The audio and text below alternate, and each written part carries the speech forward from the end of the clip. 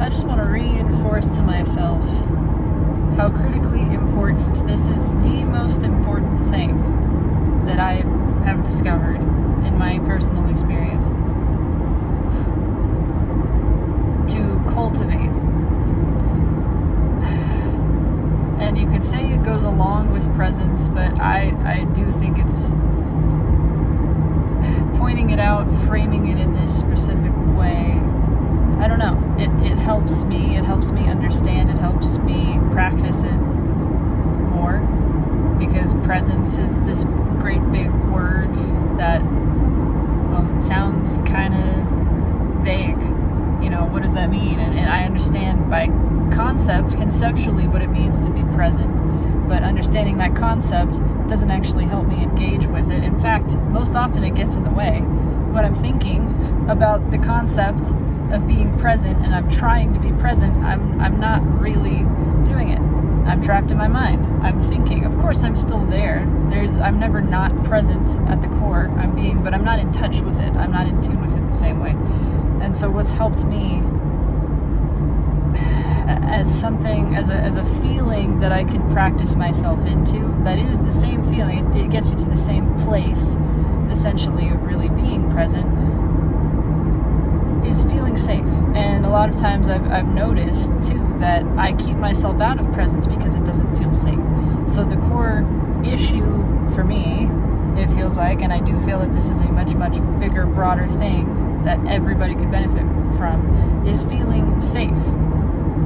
Feeling safe in myself, and not depending upon external situations or people or anything like that to grant me the feeling of safety, but actually finding it within myself, giving it to myself by holding myself like that child, by recognizing that there is a part of me that feels deeply scared and unsafe, deeply insecure, and just holding that part and saying, you're okay. Playing both roles. Being the parental figure for myself, and I know this is referred to as reparenting. Holding myself with the feeling of security. Doing it for me. Telling myself it's okay to feel afraid. It's okay. Everything that you're feeling is okay. There's a deeper sense of safety in that. In saying it's okay to feel afraid, I'm giving myself permission to do that. I am feeling safe and feeling afraid. Because really, the issue is the resistance to the feeling of fear. This fear of fear. This fear that fear means something. That it means that I am unstable, that I am unwell, that I am unsafe. Or that I could somehow generate that by my allowing myself to experience fear, by just acknowledging the presence of it. This is acknowledging to myself, that's not true. You're allowed to feel fear. You are safe in feeling unsafe. You are secure in feeling unsecure. Let me hold you in that place by telling you, by seeing you and acknowledging this is what you're feeling, and holding that inner child, that whatever it is that is feeling insecure, the same way you would any child, rocking them, literally physically rocking yourself is a big help. There's a reason that that's soothing. Holding yourself, grounding, of course, being on the ground, shoes off outside if possible, but even if not, just sitting on the ground. There's a reason all of these things and this holding kind of posture is intuitive, is instinctive, is natural to human beings that are in a state of distress. But if we can engage that consciously, it makes such a big difference. To really be saying to yourself, I'm here, I'm with you, it's okay. What you're feeling is okay, and you're safe to feel it. Just that. And so whatever it is, I really feel whatever flavor of insecurity that you're experiencing, whatever you want to call it, whatever you might label it, and I'm not criticizing labels, I use them all the time. But if you want to call it anxiety or depression or an insecure attachment style or codependency or just existential angst, whatever it is that you feel that you're struggling with, recognize that fear is at the root of it and hold yourself in that fear and just say it's okay to feel this. It's okay to feel afraid. You are safe to feel afraid.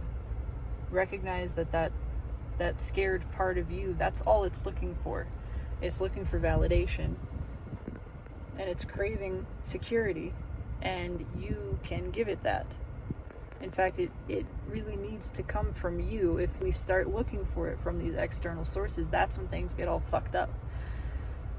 Because external, the world outside, the world of form, is changing. It's fleeting. It cannot be relied upon in that way. But within, that which is within you is everlasting and eternally secure. That's your access point to the knowledge of the well-being of all. And yes, things outside you are then able to change when you access them from within. But it has to start inside, and it has to start from this place of not desiring anything to change, just wanting to be in touch with your own sense of security, not judging the part of you that feels insecure, not pushing it away, not looking away from it, but holding it and saying, it's okay. It's okay. The first thing, the only thing, the first and only thing we need is to feel safe. As kids, we're not able to do that. We don't know how to do that. Things aren't developed enough internally to really do that for ourselves. As adults, that's our power, that's our role. And it has nothing to do with, well, physical security extends from this place, but if you don't have the place of internal emotional security within your being, existential security, I would call it, then none of that other stuff even matters. You'll always be uncertain. If your focus is on physical security, again, the physical world is not stable. It is inherently unstable. So whatever sense of security you're deriving from physical, material existence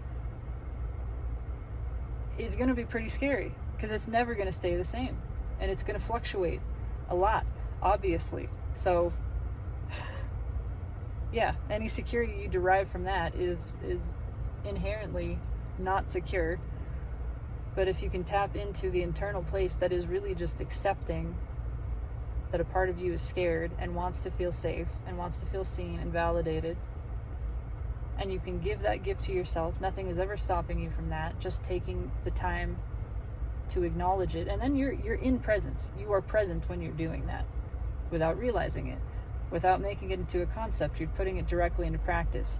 When you are practicing feeling safe by holding yourself in the loving arms of the awareness of well-being, the awareness of your fear, first of all, and then the acknowledgement that your fear is allowed, that you're safe to feel it. When you're holding yourself there, you are present. You are being, you are allowing, you're letting everything flow.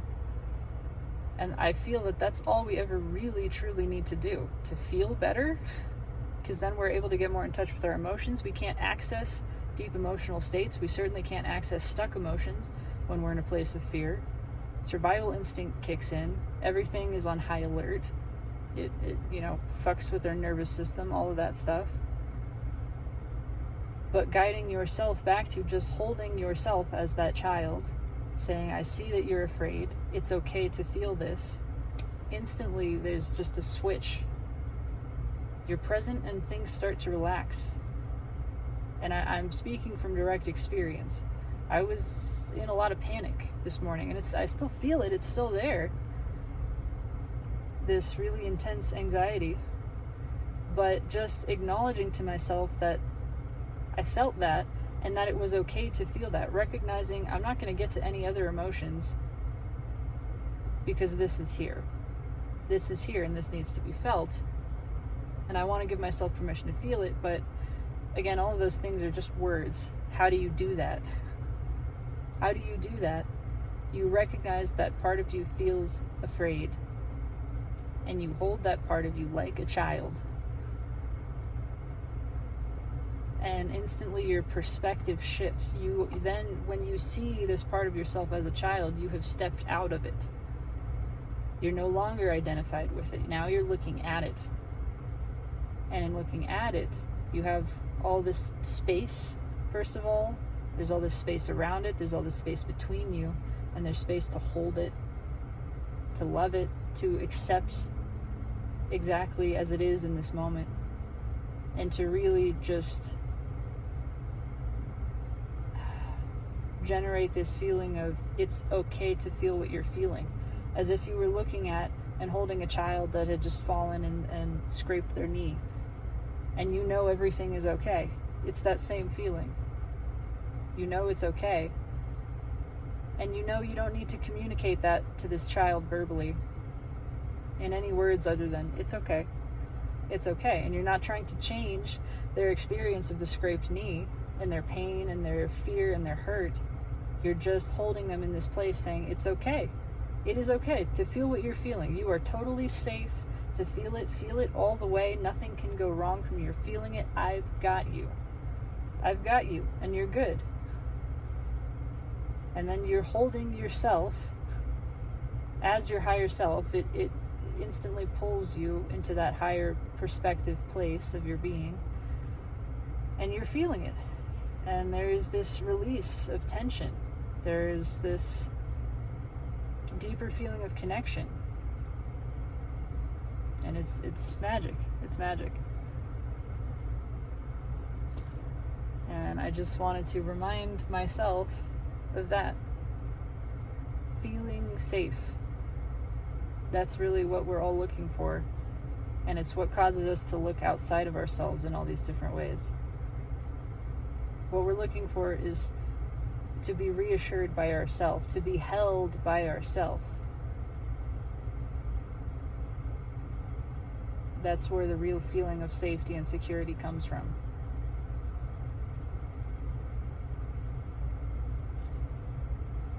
And from there, everything else unfolds. Yeah, that's it. I love you.